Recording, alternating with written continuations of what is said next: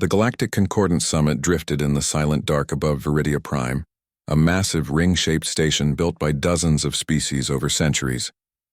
Inside its central chamber, 200 alien delegates filled tiered seats that curved around a circular floor. Some were insectoid, some scaled, some wrapped in shimmering energy fields. All watched the human delegation with mild curiosity or open boredom. Humanity had only been part of the Concordance for 30 years, barely a blink in galactic politics, and most considered them loud, emotional, and technologically backward. Daniel Brooks sat near the edge of the human section, his posture straight but his fingers tapping lightly on the armrest. He wore a simple gray suit, no armor, no display of rank. Beside him, Lieutenant Kara Ellis kept her eyes forward, her uniform crisp, her expression unreadable. She was the military attaché, not a diplomat. But Earth Command had insisted she attend. "They need to see we're serious," the Admiral had said. Now, after 3 days of talks, seriousness felt like shouting into a storm. At the center of the floor, Speaker Varel of the Varelian hegemony stood tall on 4-jointed legs, his voice amplified by a hovering orb that translated his clicks and hums into smooth galactic standard. "The outer colonies of Sol," he said, "are a source of instability. Human expansion lacks oversight. Resources are wasted. Conflict brews where none should exist." Daniel leaned forward slightly. "With respect, Speaker Varel, those colonies are self-sustaining. They've never attacked anyone. They're home to millions." A ripple of quiet laughter passed through the chamber, not cruel, just dismissive, like a parent humoring a child who didn't understand the rules. Varel's eye stalk swiveled toward Daniel. "Home is a sentimental concept. Governance is not. The Concordance proposes a temporary stewardship. The hegemony will manage Sol's outer systems until human governance matures." Kara's jaw tightened, but she said nothing. Protocol demanded silence unless called upon. Daniel, however, had permission to speak. He stood. "Stewardship is just another word for occupation," he said, his voice calm but firm. "Earth won't surrender its people or its sovereignty for the sake of someone else's idea of order." More murmurs. A Cathari delegate, a smooth, silver-skinned being with no visible mouth, tilted its head slightly. The Cathari rarely spoke, but they watched everything. Varel made a low clicking sound that the orb translated as amusement. "Sovereignty? You speak as if you are equals here. You are guests.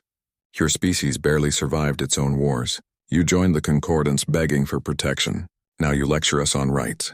Daniel didn't flinch. "We joined to cooperate, not to kneel." The chamber grew still. No one talked to the hegemony like that. The Varelians had crushed rebellions across 3 sectors. Their warships could glass a planet in hours.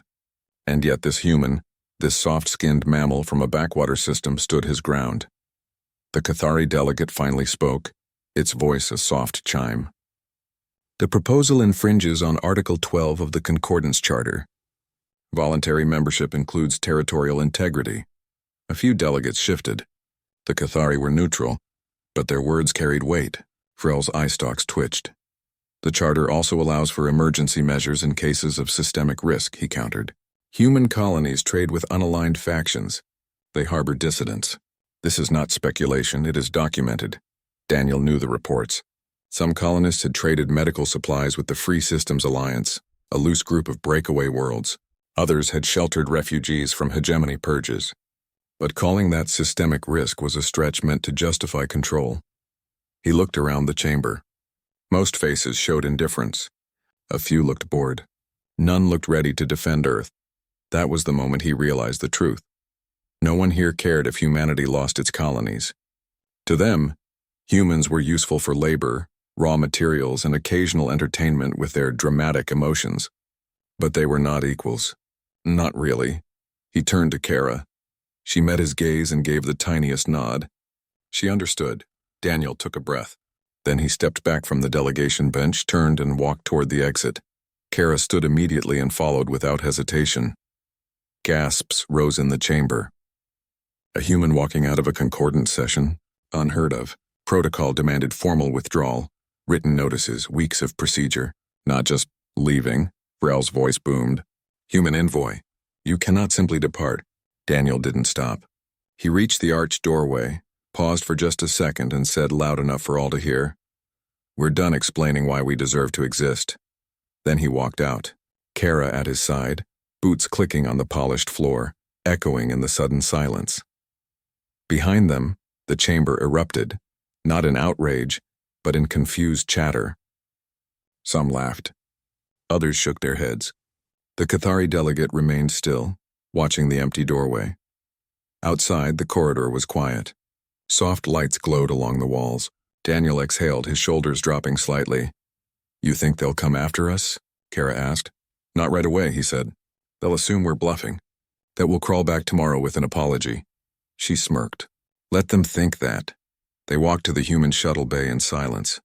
No guard stopped them. No alarm sounded. To the galaxy, this was just a minor disruption, a human tantrum, soon forgotten. But as their shuttle lifted off Viridia Prime and turned toward the distant blue dot of Earth's communication relay, something shifted in the dark between stars. Not loudly, not visibly, but it shifted. Back in the summit chamber, the Virelians moved to pass the resolution anyway. The vote was nearly unanimous. Only the Cathari abstained. "Let the humans sulk," Vrel said. "They will learn their place soon enough." No one noticed the human relay station go dark an hour later. No one connected it to the walkout. Why would they? Humans were not players in this game. They were pieces. But pieces, when moved with purpose, can topple kings. And Earth had just made its first real move. In the days after the walkout, the galaxy kept turning as if nothing had changed. Trade ships moved between star systems. Minor border disputes flared and faded. The Concordance Summit resumed its sessions, now without the human delegation, and most species barely noticed the difference. The Virelian hegemony celebrated the passage of their resolution, calling it a necessary correction. They even sent a formal notice to Earth, demanding compliance within 30 standard cycles.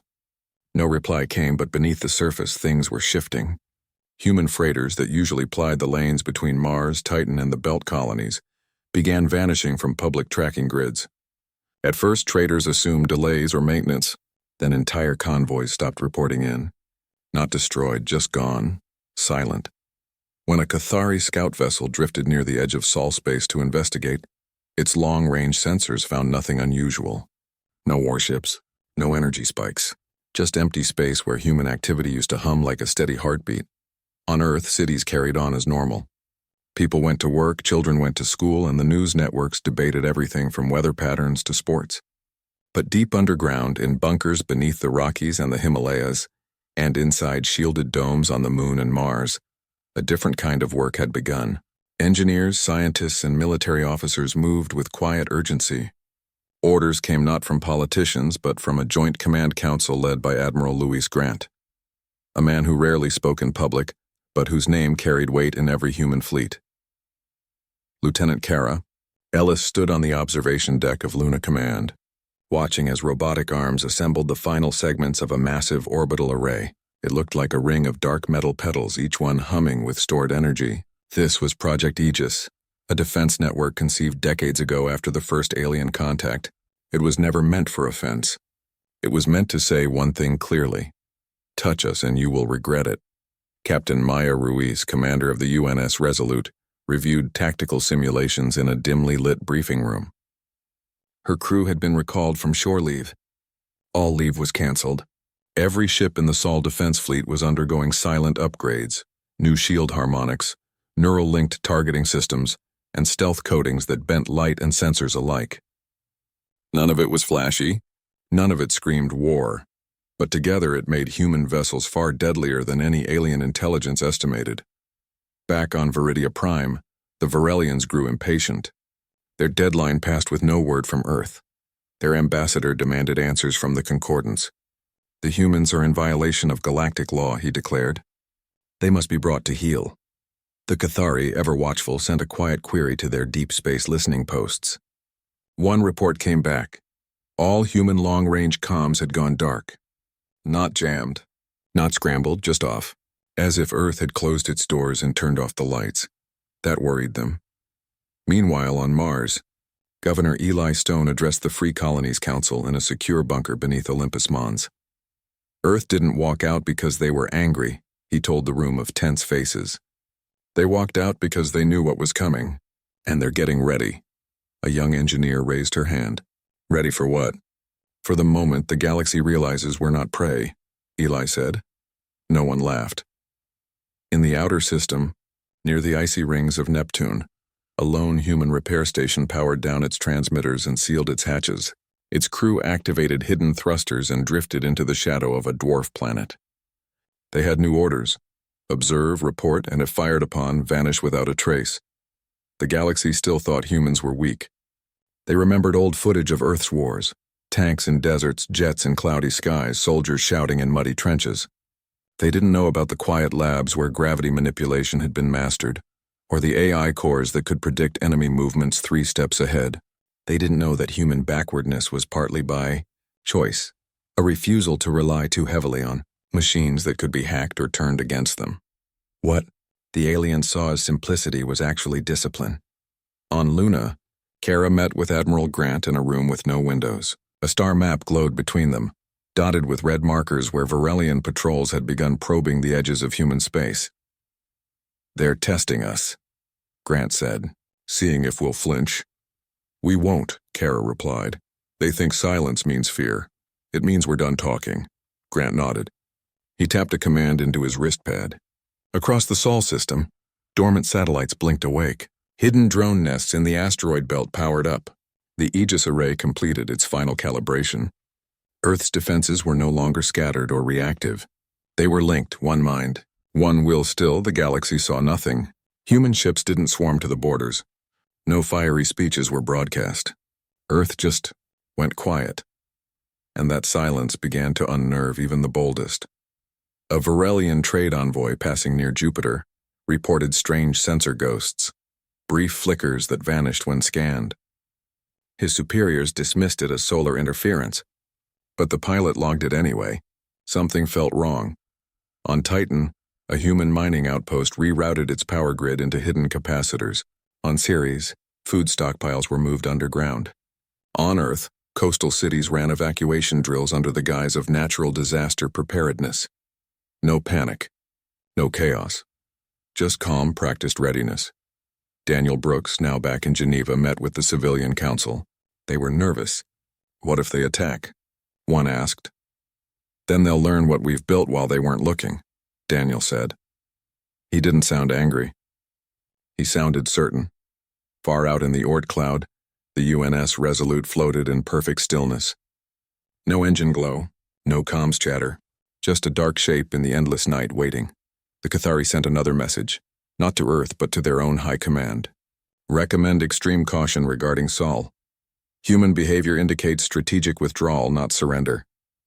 The warning was noted. But the Varelians, proud and impatient, ignored it. They sent a patrol cruiser, the Jarvek, into the Proxima Centauri exclusion zone, a region Earth had quietly declared off limits years ago after a mining accident. The Varelians claimed they were monitoring instability.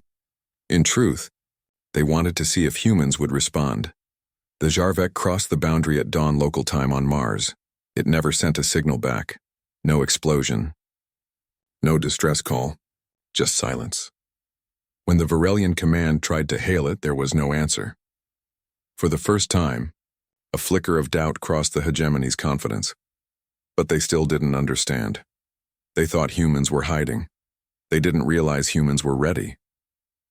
The disappearance of the Jarvek sent a ripple through the Varelian command, but not one of fear, of irritation. To lose a ship to mechanical failure was one thing.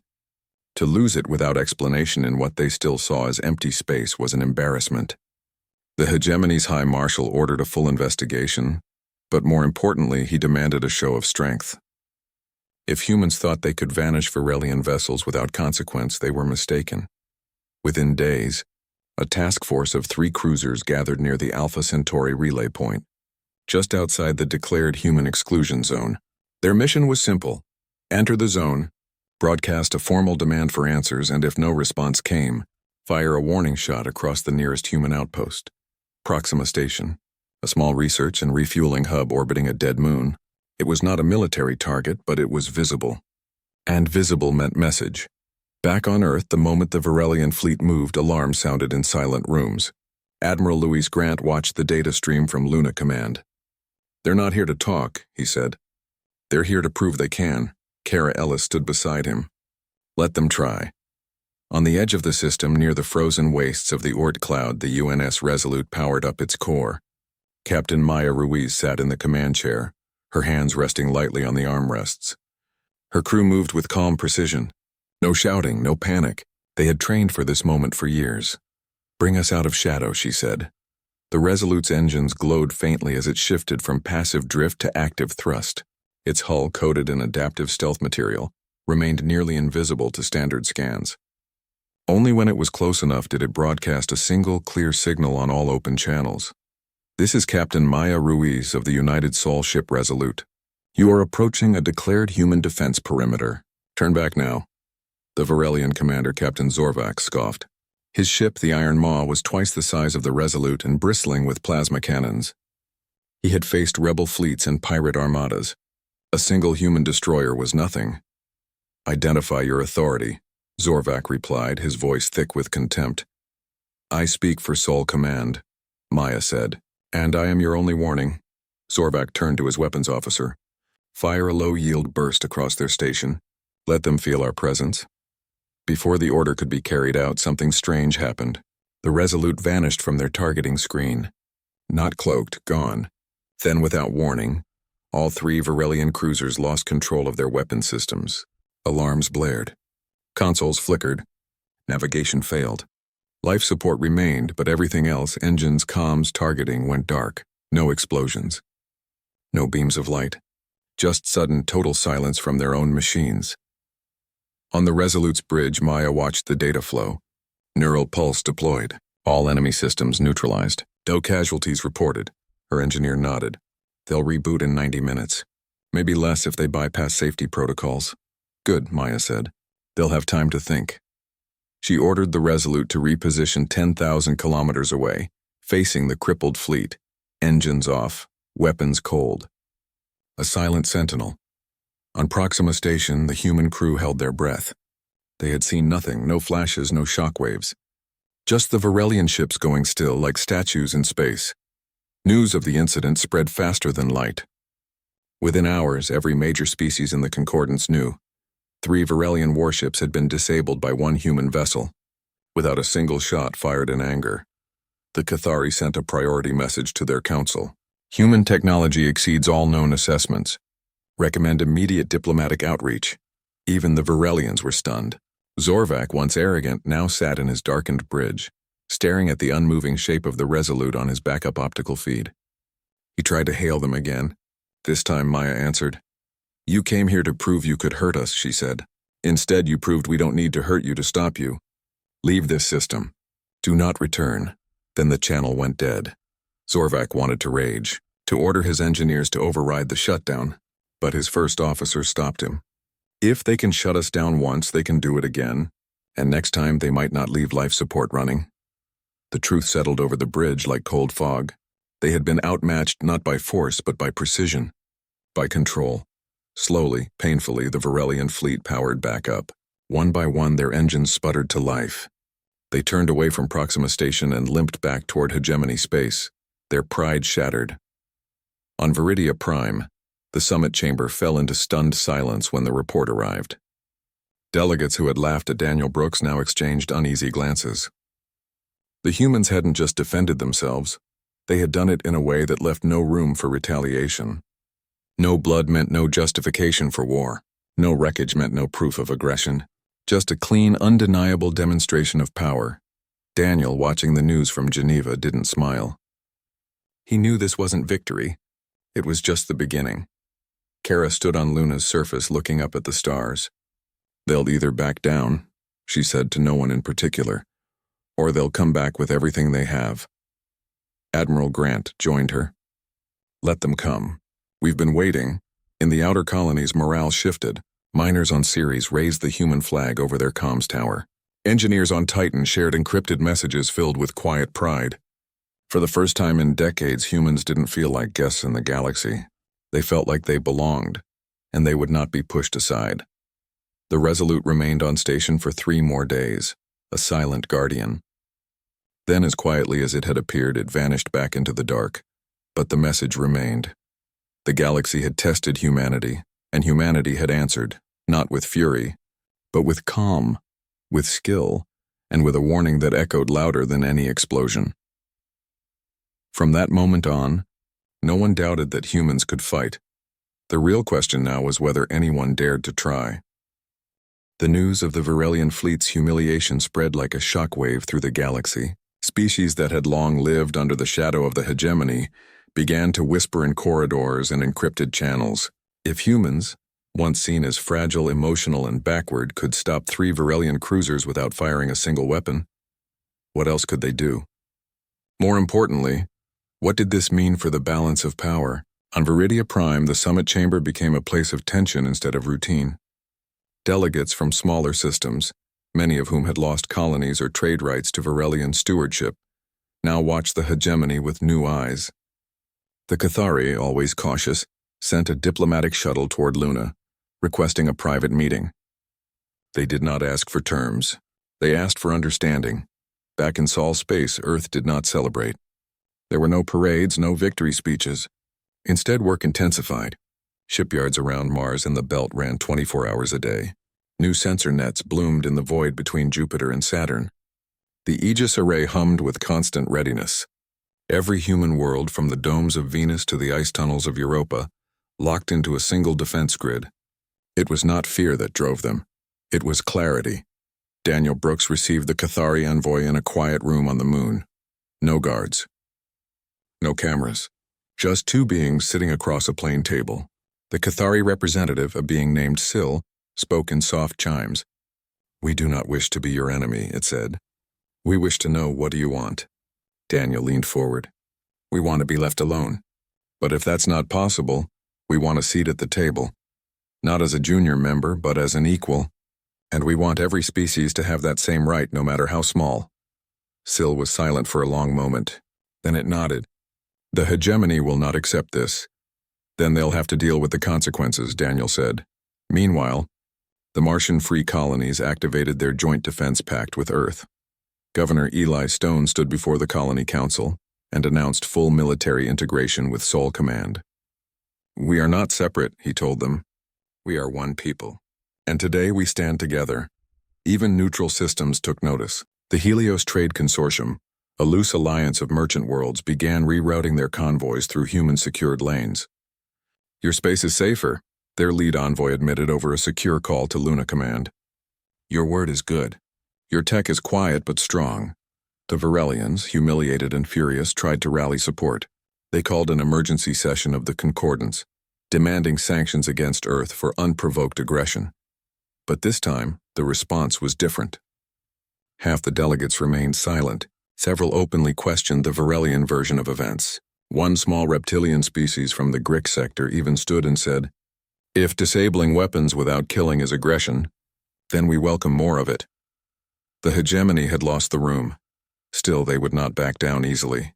Their High Marshal ordered a full mobilization. Dozens of warships gathered at the edge of their territory, near the border of human space.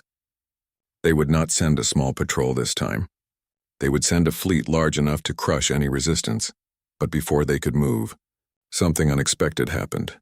Human drone swarms, tiny, silent, and nearly undetectable, appeared near Varelian supply depots. Not attacking, just watching. Hovering near fuel lines and comms relays. When Varelian patrols tried to scan them, the drones vanished. When they left, the drones returned. It was not a threat. It was a message: "We see you. We can reach you. And we do not need to destroy you to stop you." At the same time, orbital defense grids around Earth, Mars, and Luna powered up to full readiness.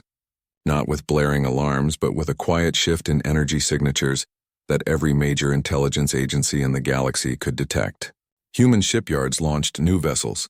Not massive dreadnoughts, but sleek, fast destroyers and frigates. Each one humming with the same neural-linked systems that had disabled the Jarvek. Captain Maya Ruiz and the Resolute returned to Sol space, not as a lone ship but as the lead of a small but deadly task force. They took position near the asteroid belt, a silent wall between Earth and any approaching force. The Cathari envoy, still on Luna, sent a final message to their home world. "Do not stand with the hegemony. Stand with reason." Then they made an offer to Daniel. "Join us in proposing a new compact. not under the concordance. A new council. Equal voices. Shared security, Daniel agreed. Within days, a draft of the Sol Accord began circulating among dozens of systems. It called for mutual defense, open trade, and a ban on forced annexation. It had no enforcement arm, only the promise that if one signatory was threatened, all would respond. And at its heart was a simple idea. No species should rule another. The Varelians called it treason. They declared the accord illegal. They threatened war not just on Earth but on any world that signed it. But their threats rang hollow now, because when they looked toward soul space, they did not see a single planet or a scattered group of colonies. They saw a unified front. They saw silent ships that could shut down their weapons with a thought. They saw drone swarms in their supply lines. They saw allies gathering around humanity like stars around a new sun. And for the first time, the hegemony felt something they had not felt in centuries. Stout Admiral Louis Grant stood on the command deck of Luna Station, watching the star map update in real time. Red markers showed Varelian fleet positions. Blue markers showed human and allied forces. The lines were clear. The choice was clear. Kara Ellis joined him. "They're going to attack," she said.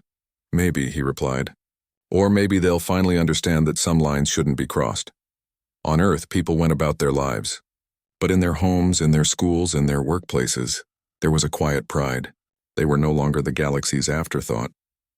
They were a force to be reckoned with, and they had earned that not by shouting, but by standing firm. The galaxy had tested them, and now it would have to choose. Keep fighting a war it might lose, or build something new with those it once dismissed. The answer would come soon. But for now, Soul Space held its breath and its ground. The Varelian hegemony did not attack, not because they had lost their will, but because they had lost their certainty. Their fleet remained at the edge of human space, engines idling, weapons charged, but no orders came to advance. Inside the hegemony's war council, voices that once shouted for conquest now spoke in hushed tones of risk, cost, and the unknown. They had seen what human silence could do. They had felt their own machines turn against them without a single explosion.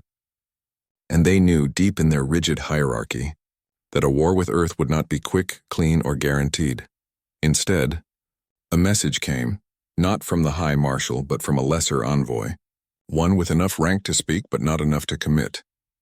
He requested talks, not on Viridia Prime, not under concordance rules, but on neutral ground. Luna Daniel Brooks agreed. But he set the terms. No weapons, no hidden agendas, and the talks would include not just Earth, but representatives from Mars, Titan, Ceres, and the Cathari. The Varelians protested at first, calling it unorthodox. Then they accepted. Pride had bent to pragmatism. The meeting took place in a dome on the moon's near side, with Earth hanging large and blue in the sky. Daniel sat at a simple table, flanked by Kara Ellis, Admiral Louis Grant, and Governor Eli Stone. Across from them sat the Varelian envoy, his eye stalks lowered, his voice stripped of its usual arrogance. The Cathari representative Syl observed from a side seat, silent but present. For 2 days they spoke. Not about surrender or victory, but about boundaries, trade, and mutual recognition. The Varelians wanted guarantees that human tech would not be used offensively. Earth demanded the immediate withdrawal of all hegemony claims on human colonies, and a formal apology for the incursion into Proxima space. Neither side gave everything, but both gave enough. On the third morning they signed the Sol Accord. It was not a grand treaty etched in stone.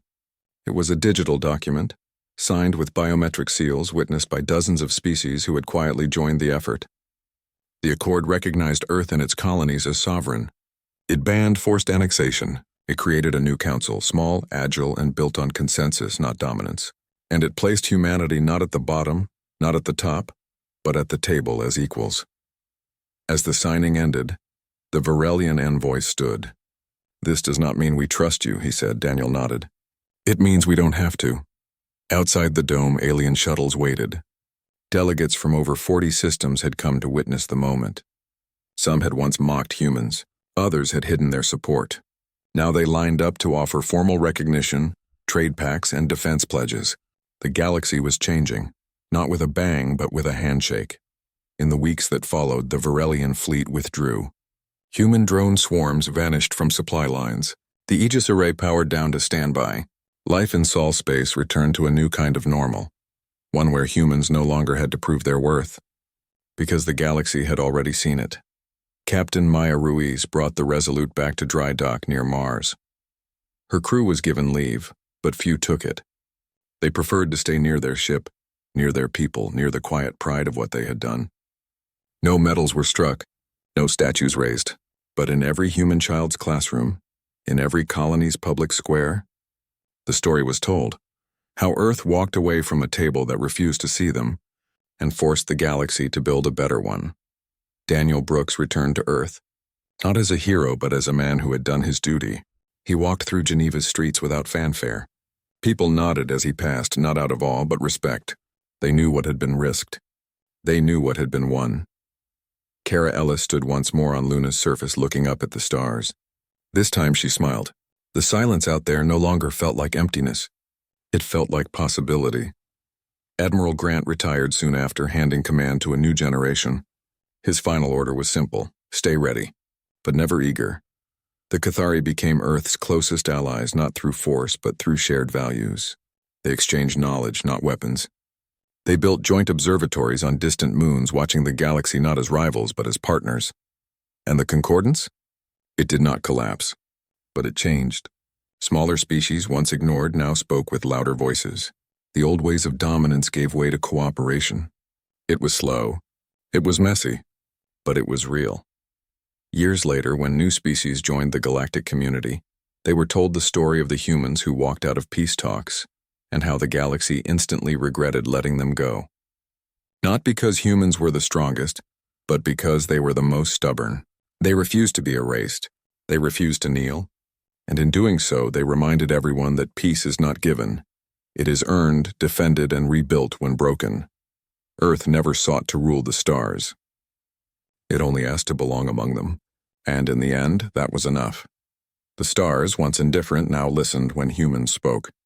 Not because of weapons or threats, but because humanity had shown that true strength lies not in taking, but in standing firm and offering a hand only when the other side is ready to take it. And so, the galaxy moved forward, quieter, wiser, and more balanced than before. All because one species chose to walk away and made the rest of them finally understand what they had almost lost.